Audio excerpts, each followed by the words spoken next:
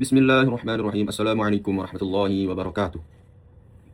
Innal hamdalillah nahmaduhu wa nasta'inuhu wa nastaghfiruh wa na'udzu billahi min shururi anfusina wa min sayyiati a'malina. May yahdihillahu fala mudilla lahu wa may yudlil fala hadiya lahu. Ashhadu an la ilaha illallah wahdahu la syarika lah wa ashhadu anna Muhammadan 'abduhu wa rasuluh.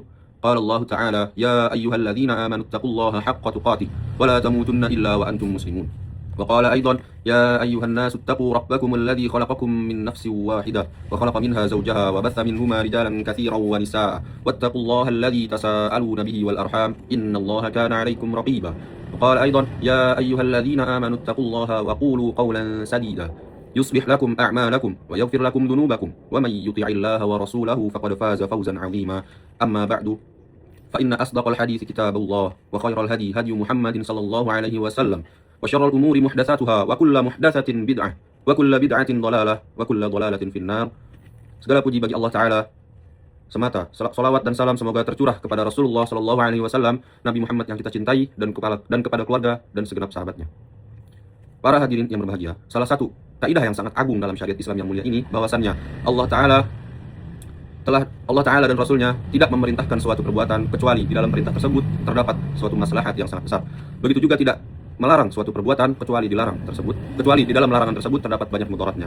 Salah satu di antaranya yaitu Allah Subhanahu wa taala telah mengharamkan perbuatan zina.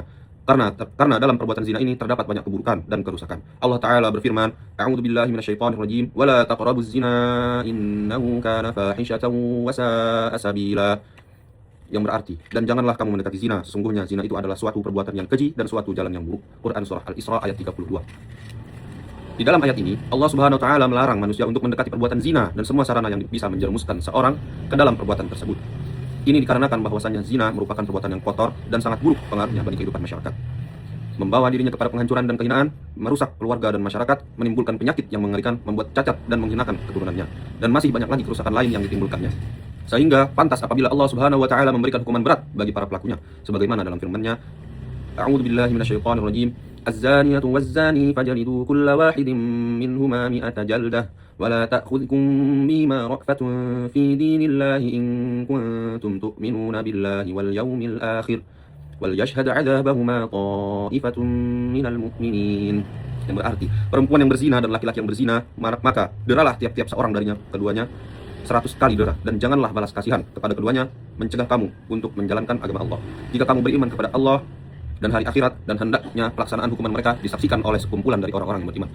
Quran surah An-Nur ayat 2. Ayat ini menunjukkan hukuman yang disyariatkan Allah Subhanahu wa taala bagi seorang yang berzina dan belum menikah. Adapun jika pelakunya sudah menikah, maka hukumannya lebih berat lagi, yaitu dirajam, dilempari batu dengan sampai mati, sebagaimana yang disabdakan Rasulullah Sallallahu Alaihi Wasallam ketika ada seorang sahabat, yaitu Ma'is bin Malik berbuat zina, kemudian ia mengakui perbuatannya, maka Rasulullah Sallallahu Alaihi Wasallam bersabda, idhabu bihi farjamu, pergilah kalian dan rajamlah dia. Perhatikanlah wahai jamaah sekalian, alangkah berat hukuman dunia bagi pelaku zina, dan sesungguhnya hukuman di akhirat lebih besar, akan tetapi hanya sedikit manusia yang mau berpikir. Jamaah Jumat yang dimuliakan oleh Allah Subhanahu wa taala, Allah Maha Rahman dan Maha Rahim kepada hambanya. Demikian pula Rasulullah Shallallahu Alaihi Wasallam sangat kasih sayang kepada umatnya. Oleh karena itu Allah Subhanahu Wa Taala dan Rasulnya melarang dan mencegah umatnya dari segala perantara dan sarana yang bisa membawa seorang kepada kebinasaan tersebut. Di antaranya ialah yang pertama, Allah Subhanahu Wa Taala melarang hambanya mengumbar pandangannya kepada wanita yang bukan mahram, dan sebaliknya Allah Subhanahu Wa Taala memerintahkan para hambanya agar menundukkan pandangan matanya. Allah Subhanahu Wa Taala berfirman, A'udzu billahi minasyaitonir rajim. Qul lil mu'minina yaghuddu min absarihim wa yahfadhu furujahum, dzalika azka lahum innallaha khabirum bima yasna'un. Yang berarti, katakanlah kepada laki-laki yang beriman, hendaknya mereka menahan pandangannya dan memelihara kemaluannya. Yang demikian itu adalah lebih suci bagi mereka. Sesungguhnya Allah Maha mengetahui apa yang mereka perbuat. Quran surah An-Nur ayat 30. Adapun peringatan dari Rasulullah Shallallahu Alaihi Wasallam adalah sebagai berikut. Ya Ali, la tutbi' an-nadrata fa inna lakal ula wa laysat lakal akhirah. Wahai Ali, janganlah engkau ikutkan pandangannya yang satu dengan yang lainnya, karena sesungguhnya bagimu yang pertama dan tidak berulang pada pandangan berikutnya. Hadis riwayat Abu Dawud dan dihasankan oleh Syekh Al-Albani.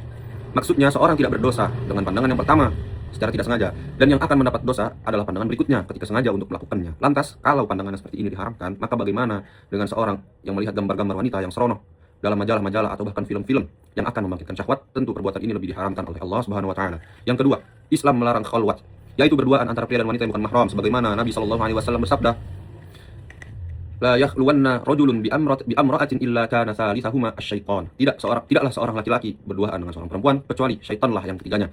Hadis riwayat At-Tirmidzi disahihkan oleh Syekh Al-Albani dalam Ghayatul Maram nomor 180. Lihatlah wahai jemaah sekalian, bagaimana Rasulullah SAW menutup segala pintu yang akan membukakan seorang kepada perbuatan zina. Akan tetapi kita lihat banyak orang-orang yang tidak memahami ini, sehingga banyak yang biasa berdua-duaan seperti di kantor-kantor, tempat rekreasi dan yang lainnya.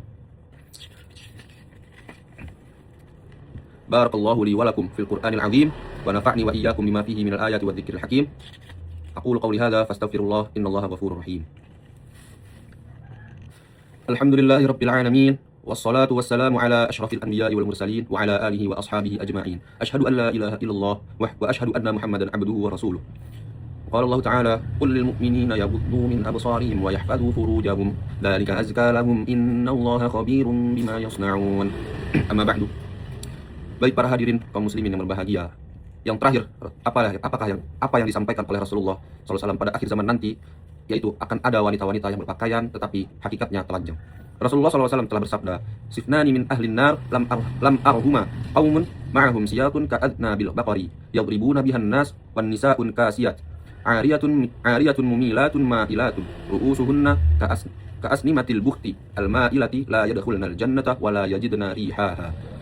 Yang artinya, dua golongan penduduk neraka yang aku belum melihatnya, yaitu orang-orang yang membawa cambuk seperti ekor sapi yang ia gunakan untuk memukul manusia, dan para wanita yang berpakaian tetapi telanjang, yang berjalan dengan berlenggak-lenggok, kepala-kepala mereka seperti punuk unta yang miring. Mereka tidak masuk surga dan tidak akan mencium harumnya surga. Yang artinya, mereka memakai pakaian tipis atau pakaian ketat, dan pakaian menimbulkan fitnah bagi orang yang melihatnya, sehingga sekalipun mereka berpakaian tetapi hakikatnya telanjang.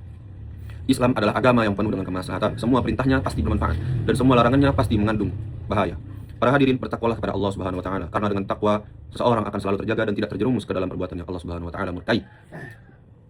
Allahumma shalli ala Muhammad wa ala ali Muhammad kama shallaita ala Ibrahim wa ala ali Ibrahim innaka Hamidum Majid. Allahumma barik ala Muhammad wa ala ali Muhammad kama barakta ala Ibrahim wa ala ali Ibrahim innaka Hamidum Majid. Allahumma ighfir lil mu'minina wal mu'minat wal muslimina wal muslimat al ahya'i minhum wal amwat innaka samii'un qaribul mujibud da'wat. Rabbana zalamna anfusana wa illam taghfir lana wa tarhamna lanakunanna minal khasirin. ربنا لا تزغ قلوبنا بعد إذ هديتنا وهب لنا من لدنك رحمة إنك أنت الوهاب ربنا واجعلنا مسلمين لك ومن ذريتنا أمة مسلمة لك وأرنا مناسكنا وتب علينا إنك أنت التواب الرحيم ربنا آتنا في الدنيا حسنة وفي الآخرة حسنة وقنا عذاب النار والحمد لله رب العالمين أقيم الصلاة. السلام عليكم ورحمة الله وبركاته.